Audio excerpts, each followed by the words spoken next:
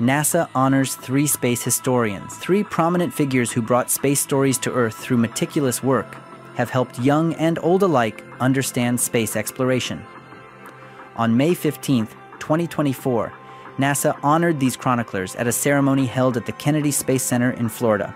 Burt Summerfield, Deputy Director of NASA's Kennedy Space Center, unveiled 3 brass plaques bearing the names of Dan Billow, Michael R. Brown, and Margaret Maggie Persinger at the press site. Summerfield said, "This ceremony allows us to thank the media professionals who tell our story to the world." The award recipients, selected from among journalists, photographers, and broadcasters, were honored on the bullpen wall at the Kennedy press site.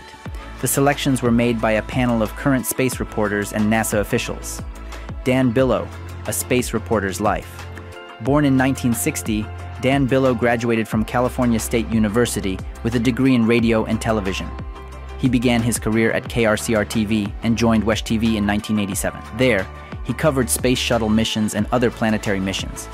In 1998, he experienced weightlessness on a NASA KC-135 flight.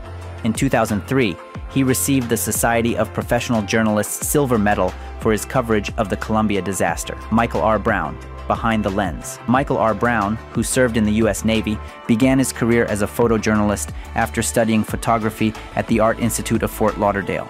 He started at Thomasville Times and later worked for Florida Today, photographing 135 space shuttle launches and hundreds of rocket launches.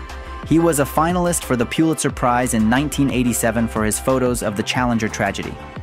He currently works as a freelance photographer in Florida. Maggie Persinger, from archives to digital, Maggie Persinger started her career as an archivist at the Kennedy Space Center.